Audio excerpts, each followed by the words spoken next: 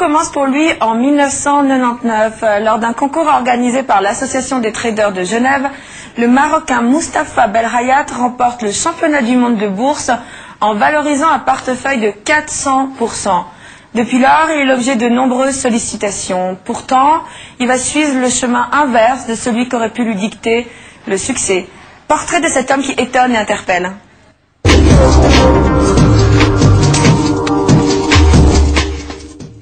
Nous sommes au Maroc, au cœur de la ville rouge, Marrakech. Palmiers, hôtels, grand luxe et chaleur. C'est ici que ce spécialiste des marchés financiers a décidé de s'établir après plus de 5 ans à Genève, stressé par une vie bien trop urbaine à son goût.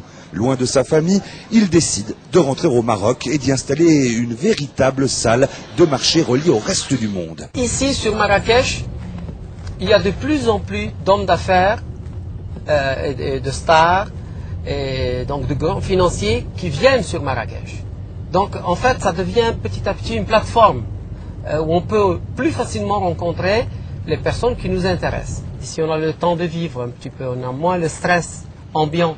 Vous savez que quand on est dans une salle de trading à Genève ou aux États-Unis, etc., il y a quand même de la pression et là il n'y a aucune pression. Là on prend position, puis on se lève, on va à la piscine, on change un peu, on va jouer au tennis.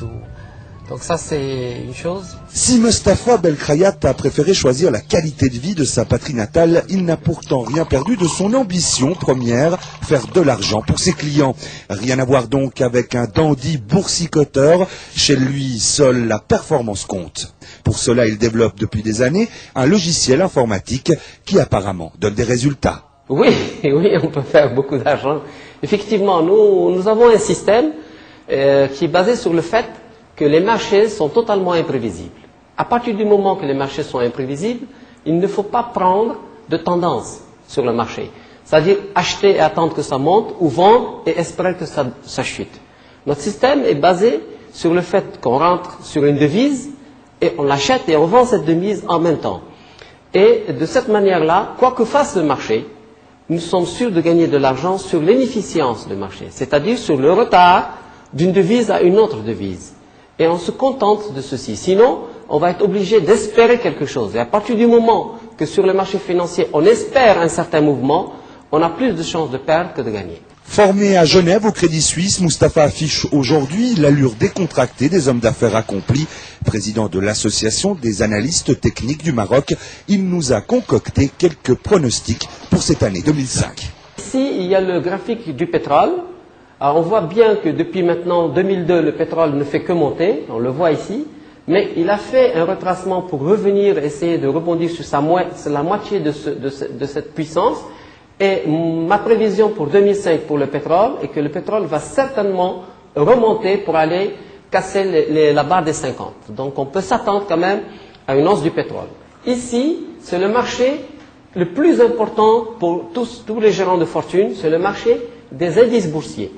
Et mes prévisions pour 2005, c'est que ce marché des indices boursiers a de fortes chances plutôt de baisser que de monter. C'est-à-dire qu'on est arrivé, on est descendu depuis 2000, on est descendu jusqu'ici à un point bas, on remonte ici et on a fait un retracement 50%, c'est un retracement qui est connu de tous les professionnels, mais on voit bien qu'on plafonne sur ce retracement de 50%, donc la probabilité pour que ce marché tombe, elle est supérieure à la probabilité pour qu'il remonte.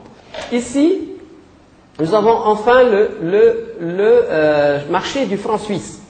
Et contrairement à ce qu'on peut penser, depuis quelques semaines, on pense que le franc suisse il est dans une pente descendante, mais on voit ici que depuis 2002, le marché, le franc suisse est en train de monter de manière régulière et saine.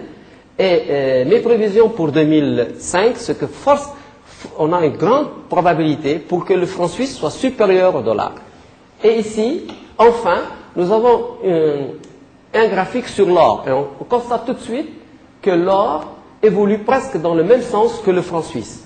Et ils ont exactement cette même configuration où l'or n'a pas encore cassé cette tendance haussière. Donc je pense aussi que l'or risque de voler la vedette au dollar. Visionnaire, Mustapha Belkhayat a connu de nombreux succès.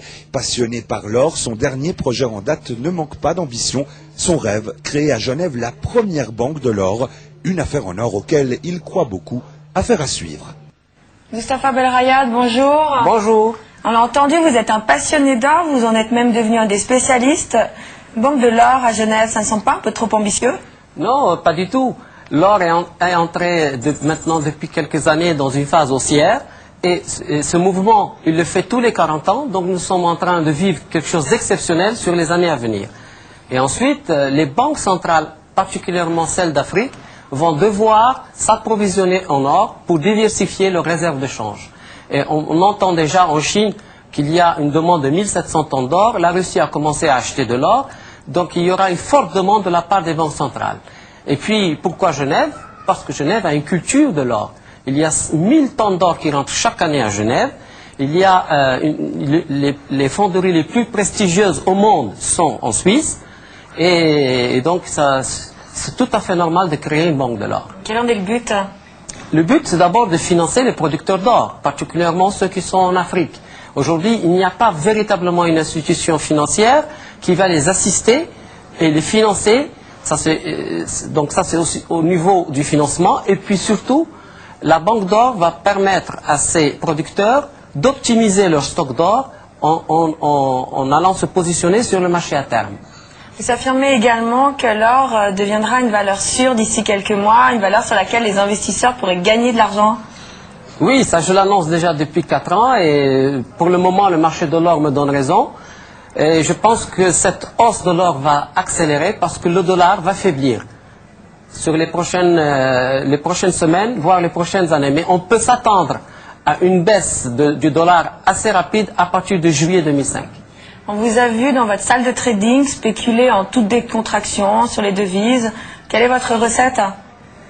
Sur les marchés des devises, le principe c'est que il est imprévisible. Donc je ne vais pas acheter de l'euro du franc suisse et attendre. Je vais acheter l'euro contre le franc suisse, mais je vais vendre l'euro contre la livre sterling. Et je vais faire pareil sur 10 devises. Ainsi, mon portefeuille est positionné de telle manière, quoi que le marché fasse, il va osciller, puisque je suis acheteur et vendeur de 10 devises. Alors comment je gagne de l'argent? C'est simple. En fait, la journée de trading sur les devises, elle va commencer en Australie, et elle va avancer comme ça, Londres, puis maintenant Paris, puis ensuite New York. Et moi, je vais gagner de l'argent uniquement dans l'ajustement dans cette journée de trading. Marrakech, pas de regret d'avoir quitté Genève? Non, pas du tout. De toute façon, maintenant, avec une ligne qui vient de s'ouvrir, Marrakech-Genève direct, moi, j'ai 2h30 de temps, donc je fais souvent la navette, et je crois que j'ai créé un pont, en fait, entre Genève et Marrakech. Mustapha Belkhayat, merci beaucoup. Merci.